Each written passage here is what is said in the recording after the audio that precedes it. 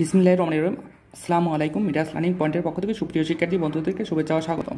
আজকে আমি হাজির হয়েছি উচ্চতার গণিতের নবম দশম শ্রেণীর অনুশীলনী 8.1 পর্ব নাম্বার 1 নিয়ে। চতুর্ভাগের নিয়ম জানার আগে আমাদের যে বিষয়টা জানতে হবে, ত্রিকোণমিতিক অনুপাত কয়টি। আসলে ত্রিকোণমিতিক অনুপাত হচ্ছে 6টি। ত্রিকোণমিতিক অনুপাতগুলো হচ্ছে সাইন, কোসেক, কসেক এবং tan cot. Sine, cosec, cosec এবং tan cot. Sine, cosec, cos, sec, tan cot. তো তারপরে যে বিষয়টা, সেই বিষয়টা চতুর্ভাগের নিয়ম। আমরা সমতলকে সমান 4টা ভাগে যদি বিভক্ত করি তাহলে চতুর্ভাগকে ইংরেজিতে বলা হয় কোয়াড্রেন্ট। তো 4টা ভাগে বিভক্ত করি তাহলে এই ভাগকে বলা হয় প্রথম, এই ভাগকে বলা হয় দ্বিতীয়, এই ভাগকে বলা হয় তৃতীয় চতুর্ভাগ, এই ভাগকে বলা হয় চতুর্থ চতুর্ভাগ বা ফোর্থ কোয়াড্রেন্টও বলা হয়। তো এখন প্রথম চতুর্ভাগে আসলে কত ডিগ্রি অ্যাঙ্গেল?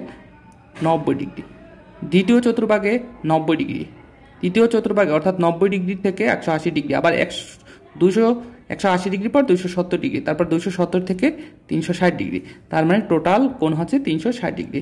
তো প্রথম চতুর্ভাগে সবসময় অল পজিটিভ, অর্থাৎ আমাদের যে 6টা অনুপাত আছে 6টা অনুপাতের প্রত্যেকটা অনুপাতই এখানে পজিটিভ হয়। দ্বিতীয় চতুর্ভাগে অর্থাৎ 90 ডিগ্রি থেকে বেশি এবং 180 ডিগ্রি থেকে যদি কম হয় তাহলে আমাদের দ্বিতীয় চতুর্ভাগে অবস্থান করবে। দ্বিতীয় চতুর্ভাগে সাইন এবং কোসেক পজিটিভ, সাইন এবং কোসেক পজিটিভ, বাকিগুলো নেগেটিভ।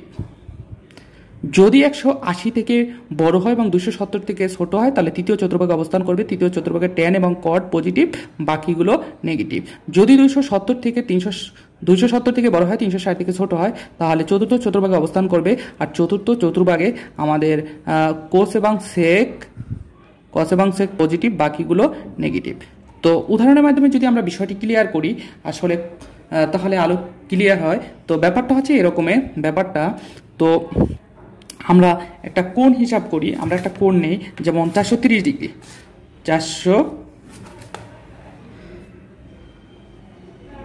430 ডিগ্রি লিখলাম। 430 ডিগ্রিকে আমরা কোন কোয়াড্রেন্টে হিসেব করব? 360 ডিগ্রি প্লাস 70 ডিগ্রি লিখতে পারি। তাহলে 360 ডিগ্রি আমাদের কোথায় পড়ে? 360 ডিগ্রি পড়ে এখান থেকে, অর্থাৎ এটা ঘুরবে। অর্থাৎ যদি কোণটা এই 430 ডিগ্রি অ্যাঙ্গেলটা কি ধনাত্মক নাকি ঋণাত্মক কোণ? ধনাত্মক কোণ। যদি ধনাত্মক কোণ হয় তাহলে ঘড়ির কাঁটার বিপরীত দিকে ঘুরবে। তাহলে এখান থেকে ঘুরে ঘুরে ঘুরে ঘুরে কোন পজিশনে আসবে? 360 ডিগ্রি। তাহলে 360 ডিগ্রি পরেও প্লাস 70 ডিগ্রি, তাহলে 70 ডিগ্রি, তার মানে ফার্স্ট কোয়াড্রেন্টে। তাহলে এই কোণটা আমাদের কোন চতুর্ভাগে? প্রথম চতুর্ভাগে অবস্থান করে। এখন নেগেটিভ কোণের ক্ষেত্রে ব্যাপারটা আসলে কীরকম হয়? নেগেটিভ কোণের ক্ষেত্রে আমরা এখন যদি একটা নেগেটিভ কোণ চিন্তা করি তাহলে জিনিসটা কি হয়? নেগেটিভ কোণের ক্ষেত্রে আমরা একটা নেগেটিভ কোণ নেই 750 ডিগ্রি।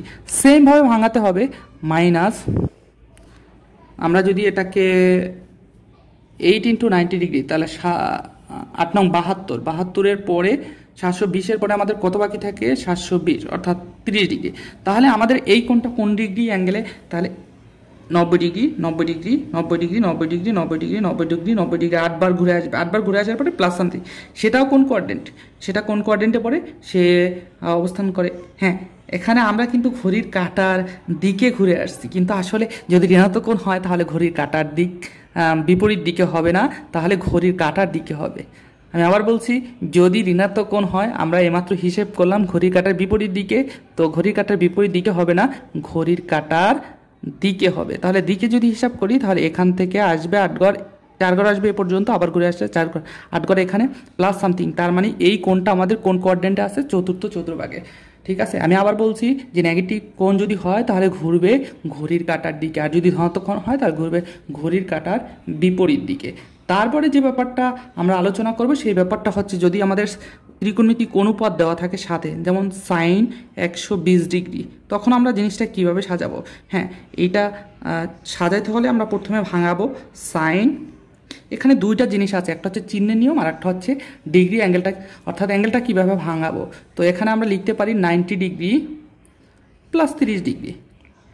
এটা ভাঙানোর একটা সূত্র আছে, সূত্রটা হচ্ছে আমাদের এই রকমের, এটা ভাঙানোর সূত্রটা হচ্ছে এরকমের, n × 90 degree plus minus theta. Theta কোনটা অবশ্যই 90 ডিগ্রির থেকে কী হবে? ছোট হবে। থিটা কোনটা অবশ্যই 90 ডিগ্রি থেকে ছোট হবে। তাহলে আমার এখানে এন এর মানটা কত? এন এর মানটা হচ্ছে 1। তো যদি এন এর মান, এখানে আর একটা ব্যাপার জানা দরকার, যদি এন যদি জোড় হয়, এন জোড় হলে এন জোড় হলে এন বিজোড় হলে, এই ব্যাপারটা একটু পরে আলোচনা করতেছি। তো এখন আমরা আসি, এখন যে ব্যাপারটা সেই ব্যাপারটায় আসি। তো ব্যাপারটা এখানে সাইন 90 ডিগ্রি প্লাস 30 ডিগ্রি তাহলে কোন কোয়াড্রেন্টে পড়ে? দ্বিতীয় চতুর্ভাগে। দ্বিতীয় চতুর্ভাগে পড়ে, তাহলে দ্বিতীয় চতুর্ভাগে সাইন কি? সাইন কি? পজিটিভ। সাইন যদি পজিটিভ হয় দ্বিতীয় চতুর্ভাগে, তাহলে আমাদের এখানে পজিটিভ দেওয়ার দরকার আছে। পজিটিভ না দিলেও সেটা পজিটিভ বোঝায়, তো আমরা পজিটিভ দিলাম না। এনের মান যদি, এখন আসি জোড় বিজোড়ের ক্ষেত্রে, এনের মানটা যদি বিজোড় হয় বা এনের মানটা জোড় হয়, তাহলে এখানে কি এনের মানটা হচ্ছে জোড়। তাহলে ত্রিকোণমিতি এখানে যে অনুপাতটা থাকবে সেই অনুপাতের চেঞ্জ হবে যদি বিজোড় হয়। তাহলে চেঞ্জ হয়ে কি হবে? এন যদি বিজোড় হয় তাহলে সাইন থাকলে হবে কস, কস থাকলে হবে সাইন, আবার সেক থাকলে হবে কোসেক, কোসেক, ট্যান থাকলে হবে কট, আবার কট থাকলে হবে ট্যান, উল্টাভাবে। তো যদি এন জোড় হয় তাহলে ত্রিকোণমিতির অনুপাতের কোনো পরিবর্তন হবে না, যেটা থাকবে সেটাই হবে। তাহলে এখানে আমাদের চিহ্ন কি আসছে? চিহ্ন আসছে পজিটিভ। চিহ্ন আসছে কি? সাইন যেহেতু দ্বিতীয় চতুর্ভাগে তাহলে পজিটিভ। তো তারপরে সাইন, এখানে অনুপাতের পরিবর্তন হবে, সাইন চেঞ্জ হয়ে কি হবে? সাইন চেঞ্জ হয়ে হবে কস, কস, তারপরে থিটা কোণটা আসবে। থিটা কোণ আমাদের কি? এখানে 30 ডিগ্রি। তাহলে এখানে পূর্বে কি প্লাস সাইনটা দিতে হয়? পূর্বে প্লাস সাইনটা দেওয়ার কোনো দরকার নাই। তো তারপরে কস 30 ডিগ্রি মানটা আমাদের বের করব। 30 ডিগ্রি মান কত? 30 ডিগ্রি মান হচ্ছে, কস 30 ডিগ্রি মান হচ্ছে √3/2। আশা করি আসলে আমাদের যে চতুর্ভাগের যে নিয়মটা, চতুর্ভাগের নিয়ম আশা করি বুঝতে পারি। আমরা কোন পরিমাপ নির্ণয় সাধারণত দুই প্রকার একক বা পদ্ধতি ব্যবহার করা হয়। পদ্ধতি দুইটি হলো, একটা হলো ষাটমূলক পদ্ধতি, একটি ফার্স্ট হলো ষাটমূলক পদ্ধতি, যেটা আমরা ডিগ্রিতে পরিমাপ করি, ষাটমূলক পদ্ধতি। আর সেকেন্ড যেটা, সেটা হচ্ছে বৃত্তীয় পদ্ধতি। বৃত্তীয় পদ্ধতি যেটাকে আমরা রেডিয়ান বলি, রেডিয়ান পদ্ধতিও বলতে পারি, বৃত্তীয় পদ্ধতি। তো ষাটমূলক পদ্ধতিতে আমাদের যে বিষয়টি বুঝতে হবে, আমি আবারও বলছি, ষাটমূলক পদ্ধতি হচ্ছে ডিগ্রি পরিমাপের জন্য আমাদের ষাটমূলক পদ্ধতিতে সমকোণকে, ব্যাপারটা এরকমের, সমকোণকে, তাহলে আমি এখানে একটা সমকোণ আঁকতে পারি, ধরি এটা সমকোণ 90 ডিগ্রি। কত ডিগ্রি? 90 ডিগ্রি। সমকোণকে, ব্যাপারটা হচ্ছে ষাটমূলক পদ্ধতিতে সমকোণকে কোণ পরিমাপের একক ধরা হয়। এ পদ্ধতিতে সমকোণ বা 90 ডিগ্রিকে সমান 90 ভাগে বিভক্ত করি। তাহলে আমার এখানে যে 90 ডিগ্রি অ্যাঙ্গেল আছে, 90 ডিগ্রিকে 90টা ভাগে বিভক্ত করবো। এই কোণটাকে 90টা ভাগে বিভক্ত করলে প্রতি ভাগকে বলা হয় 1 ডিগ্রি। প্রতি ভাগকে কি বলা হয়? 1 ডিগ্রি। আর প্রতি ভাগকে বলা হয় 1 ডিগ্রি। তাহলে আমাদের 1 ডিগ্রি প্রতি ভাগকে বলা হয় 1 ডিগ্রি। আবার 1 ডিগ্রি সমান 60 ভাগকে বলা হয় 1 মিনিট। তাহলে আমরা লিখতে পারি 90 ডিগ্রি সমান কি? 90 ডিগ্রি সমান 1 সমকোণ,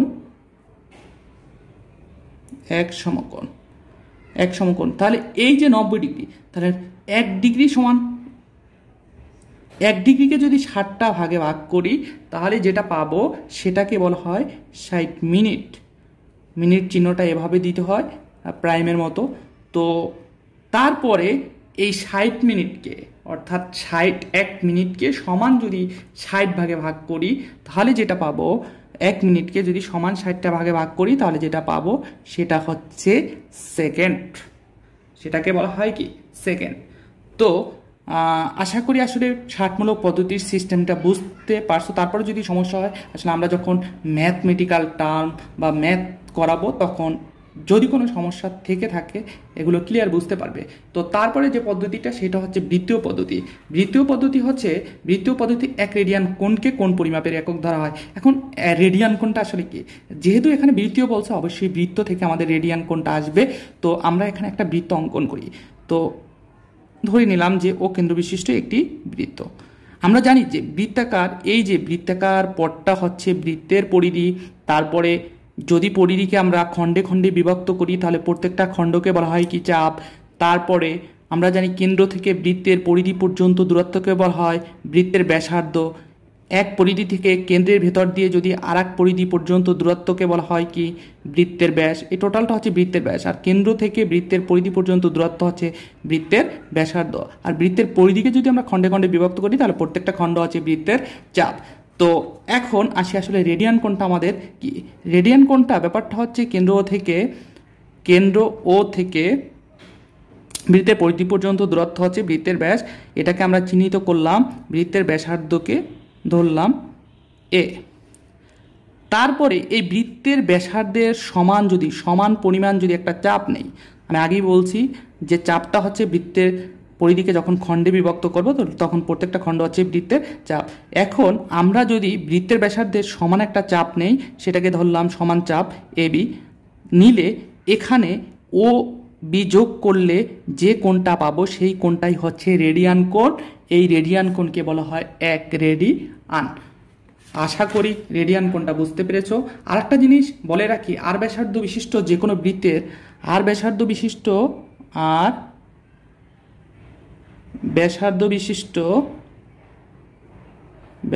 বিশিষ্ট বৃত্তের পরিধি আসলে বৃত্তের পরিধির সূত্র হচ্ছে 2πr। এই সূত্রটা আমাদের ম্যাথমেটিক্যাল সলিউশন করতে আসলে কাজে লাগবে। তো আমরা আরেকটা এইখানে যে রেডিয়ান কোণটা পেলাম, এই রেডিয়ান কোণটার মান হচ্ছে 2π সমকোণ। আসলে এটা আমাদের দ্বিতীয় পর্বে এই সম্পর্কে আলোচনা করা হয়েছে, রেডিয়ান কোণ ধ্রুবকোণ। তো আসলে আমরা বলে রাখি যে রেডিয়ান কোণের মানটা হচ্ছে 2π ইন্টু সমকোণ। তো তারপরে আমরা যে সূত্রটা নিয়ে আলোচনা করব সেই সূত্রটা হচ্ছে আর ব্যাসার্ধ বিশিষ্ট কোনো বৃত্তে এস দৈর্ঘ্যের কোনো চাপ কেন্দ্রে থিটা কোণ উৎপন্ন করলে এ সমান আর থিটা। এটা চিত্রের মাধ্যমে জিনিসটা বোঝালে ক্লিয়ার হবে। জিনিসটা হচ্ছে ও কেন্দ্রবিশিষ্ট একটা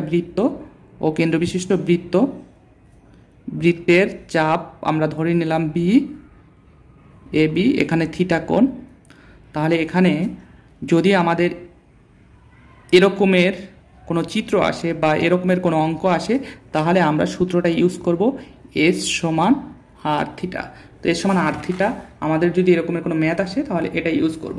আসলে এস বলতে কি বোঝায়? এস বলতে চাপ, এস হচ্ছে আমাদের চাপ, আর আর বলতে বোঝায় হচ্ছে এখানে আর যে ব্যাপারটা, আর হচ্ছে ব্যাসার্ধ, থিটা হচ্ছে উৎপন্ন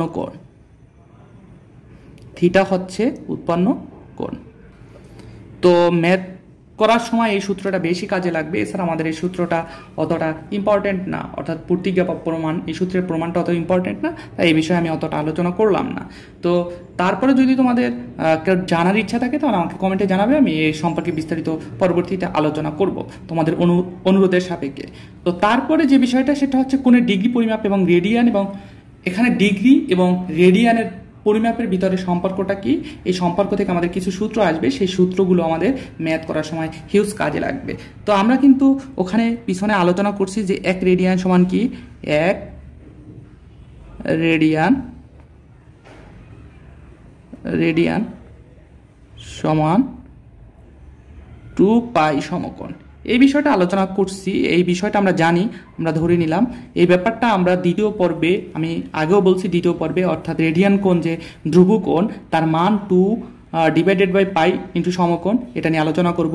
তো আসলে আমাদের সূত্রের ভিতরে সম্পর্ক বের করার জন্য আমরা এটা একটু মনে রাখবো। তাহলে এক রেডিয়ান সমান 2π ইন্টু সমকোণ, তাহলে আমরা এক সমকোণ সমান কি লিখতে পারি, জিনিসটা যদি একটু উল্টায় লিখি, 2π সমকোণ